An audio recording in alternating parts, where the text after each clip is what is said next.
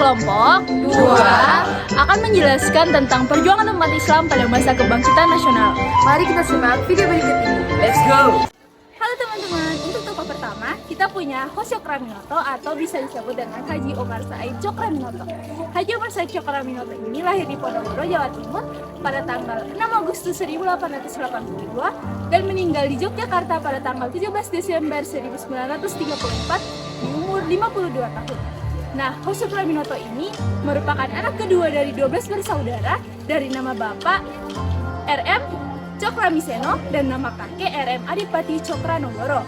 Nah, Haji Cokraminoto ini mempunyai 3 murid. Yang pertama ada Musuh sang sosialis, ada Soekarno sang nasionalis, dan yang terakhir ada Kartosuwirjo sang agamis. Mereka bertiga ini saling berselisih loh. Pada tahun 1912, Cokraminoto bergabung dengan organisasi Serikat Islam.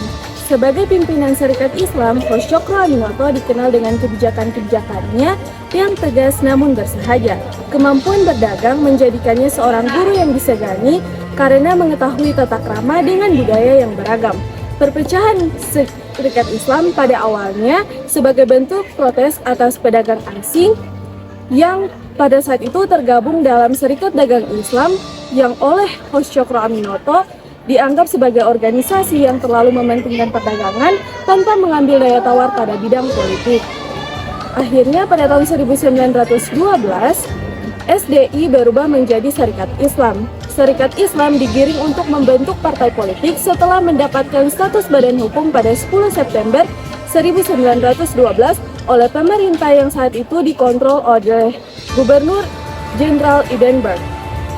Serikat Islam kemudian berkembang menjadi parpol dengan keanggotaan yang tidak terbatas pada pedagang dan rakyat Jawa Madura saja. Kesuksesan Serikat Islam menjadikannya sebagai salah satu pelopor partai sukses pada saat itu. Perpecahan Serikat Islam dibagi menjadi 2 kubu karena masuknya infiltrasi komunisme, memaksa Cokraminoto untuk bertindak lebih hati-hati pada kala itu. Ia dengan rekan-rekannya yang masih percaya bersatu dalam kubu SI Putih, berlawanan dengan Semaun yang sudah berhasil. Tokoh-tokoh pemuda pada saat itu seperti Alimin, Tan Malaka, dan Darsono. Namun, Cokraminoto masih diperlukan di dalam kubu Syarikat Islam karena ia masih dianggap buruk oleh Semaun.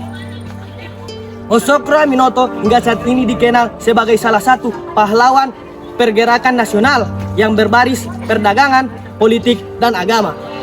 Kata-kata mutiaranya, setinggi-tinggi ilmu, semurni-murni tauhid, sepintar-pintar siasat. Dan ia adalah tokoh yang berhasil membuktikan besarnya politik dan perdagangan Indonesia. Tokoh kedua yaitu Kiai Haji Ahmad Dahlan atau Muhammad Darwis.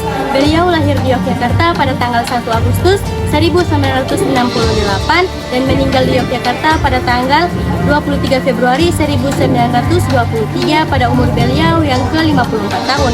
Beliau adalah seorang tokoh pahlawan nasional Indonesia. Dia merupakan putra dari keluarga Kiai Haji Abu Bakar.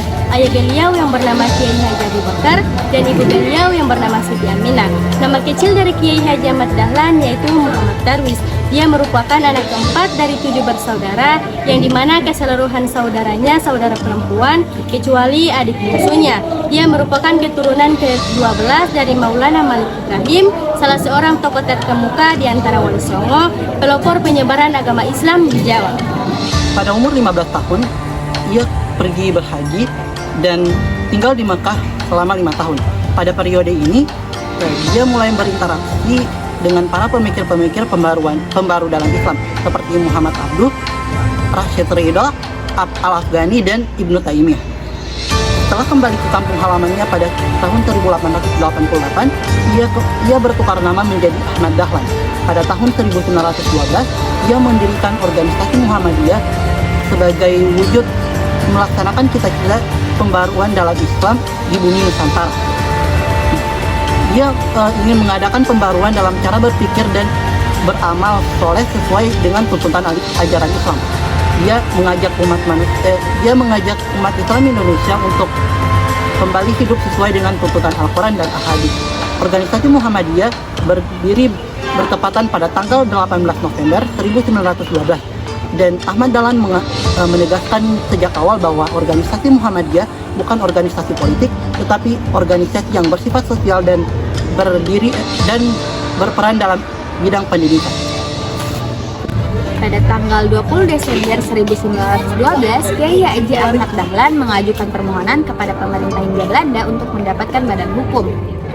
Tetapi sayangnya, permohonan ini baru dikabulkan pada tahun 1914 dengan surat ketetapan pemerintah nomor 81 tanggal 22 Agustus 1914. Izin ini hanya berlaku untuk daerah Yogyakarta dan organisasi ini hanya boleh bergerak di daerah Yogyakarta. Ternyata dari pemerintah Hindia Belanda timbul kekhawatiran akan perkembangan organisasi ini, maka dari itu kegiatannya dibatasi. Untuk mengatasinya, maka Kiai Haji Ahmad Dahlan menyiasatinya dengan menganjurkan agar cabang Muhammadiyah di luar Yogyakarta untuk memakai nama lain. Misalnya Nurul Islam di Pekalongan, Al-Munir di Ujung Pandang, dan Ahmadiyah di Garut. Sedangkan di Solo berdiri Perkumpulan Sidik Amanah Tablik Fatonah atau yang disingkat SATF yang dipimpin oleh cabang Muhammadiyah. Gagasan pembaruan Muhammadiyah disebarluaskan oleh Ahmad Dahlan dengan mengadakan tablik ke berbagai kota di seluruh Indonesia. Di samping itu juga melalui relasi-relasi dagang yang dimilikinya. Gagasan ini ternyata mendapatkan sambutan yang besar dari masyarakat di berbagai kota di seluruh penjuru Indonesia. Para ulama-ulama pun mulai berdatangan kepadanya dan menyatakan dukungan terhadap Muhammadiyah. Muhammadiyah makin lama makin berkembang hampir di seluruh Indonesia. Oleh karena itu, pada tanggal 7 Mei 1921, Ahmad Dahlan mengajukan permohonan kepada pemerintah Hindia Belanda untuk mendirikan cabang-cabang Muhammadiyah di seluruh Indonesia. Permohonan ini pun dikabulkan oleh pemerintah Hindia Belanda pada tanggal 2 September 1921. Dengan organisasi Muhammadiyah yang didirikannya telah banyak memberikan ajaran Islam yang murni kepada bangsanya. Ajaran yang menuntut kemajuan, kecerdasan, dan beramal bagi masyarakat dan umat dengan didasari iman dan Islam di organisasinya. Selanjutnya adalah tokoh ketiga, Kiai Haji Muhammad Hasyim Asy'ari. Beliau lahir pada tanggal 14 Februari 1871. Beliau meninggal di usia 76 tahun dan dikebumikan di Tebu Ireng, Jombang. Kiai Haji Hasyim Asy'ari merupakan salah seorang pahlawan nasional Indonesia yang merupakan pendiri Nahdlatul Ulama, organisasi massa Islam yang terbesar di Indonesia. Di kalangan nahdliyin dan ulama pesantren, beliau dikenal dengan Hadratus Syekh yang berarti Maha Guru. Beliau adalah putra ketiga dari 10 bersaudara.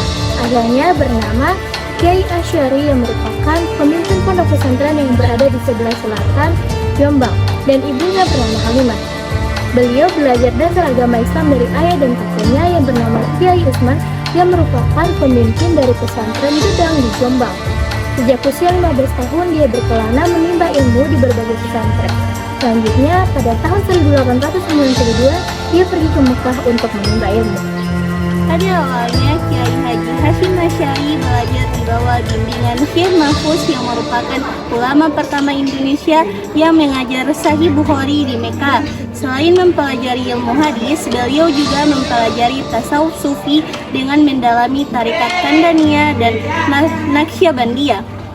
Kiai Haji Hasyim Asy'ari juga mempelajari ilmu fikih mazhab Syafi'i di bawah bimbingan Syekh Ahmad Khatib.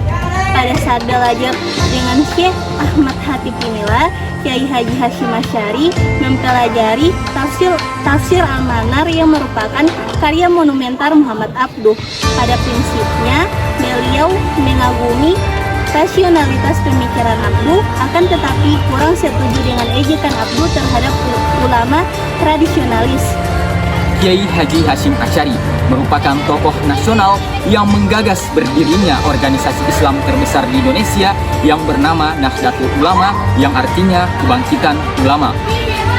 Kiai Haji Hasyim Asy'ari juga mendapatkan gelar Hadratus Syekh berkat pengorbanannya yang begitu besar terhadap bangsa Indonesia, yakni dengan mengeluarkan fatwa jihad yang kemudian dikukuhkan dalam rapat para kiai pada tanggal 21 hingga 22 Oktober 1945 yang disebut dengan Resolusi Jihad. Sehingga dengan fatwa jihad tersebut, para ulama dan santri bersemangat melawan penjajah, berani tidak takut mati walau darah menetes sampai ke bumi demi menjalankan fatwa kiai dan menjaga keutuhan negeri. Maka pantaslah 22 Oktober diperingati sebagai Hari Santri di Indonesia. Resolusi Jihad Nahdlatul Ulama. Tuntutan Nahdlatul Ulama kepada pemerintah Indonesia supaya melakukan tindakan yang sepadan. Resolusi Wakil-Wakil Daerah Nahdlatul Ulama seluruh Jawa Madura. Bismillahirrahmanirrahim. Resolusi Rapat Besar Wakil-Wakil Konsul 2 Perhimpunan Nahdlatul Ulama seluruh Jawa Madura pada tanggal 21 sampai 22 Oktober 1945 di Surabaya mendengar bahwa di tiap-tiap daerah seluruh Jawa Madura ternyata besar hasrat umat Islam dan alim ulama untuk mempertahankan dan menegakkan agama kedaulatan negara Republik Indonesia Merdeka. Menimbang A. Bahwa untuk mempertahankan dan menegakkan negara kesatuan Republik Indonesia dalam hukum ajaran Islam merupakan suatu kewajiban bagi tiap-tiap orang Islam. B. Bahwa di Indonesia ini warga negaranya sebagian besar termasuk umat Islam. Mengingat yang pertama, bahwa oleh pihak Belanda dan Jepang yang datang dan berada di sini telah banyak sekali dijalankan kejahatan dan kekejaman yang mengganggu ketentraman umum. Yang kedua, bahwa semua yang dilakukan oleh mereka itu dengan maksud melanggar kedaulatan negara Republik Indonesia dan agama dan ingin kembali menjajah di sini. Maka di beberapa tempat telah terjadi pertempuran yang mengorbankan beberapa banyak jiwa manusia. Yang ketiga, bahwa pertempuran-pertempuran itu sebagian besar telah dilakukan oleh umat Islam yang merasa wajib menurut hukum agamanya untuk mempertahankan kemerdekaan negara dan agamanya. Yang keempat, bahwa di dalam menghadapi sekalian kejadian-kejadian itu perlu mendapat perintah dan tuntunan yang nyata dari pemerintah Republik Indonesia yang sesuai dengan kejadian tersebut. Memutuskan yang pertama, memohon dengan sangat kepada pemerintah Republik Indonesia supaya menentukan suatu sikap dan tindakan yang nyata serta sepadan terhadap usaha-usaha yang akan membahayakan kemerdekaan agama dan negara Indonesia, terutama terhadap pihak Belanda dan kaki tangannya. Yang kedua, supaya memerintahkan melanjutkan perjuangan bersifat sabilillah untuk tegaknya negara Republik Indonesia Merdeka dan agama Islam. Surabaya, 22 Oktober 1945, Nahdlatul Ulama. Terima kasih sudah menyimak video ini. See you next time. Bye.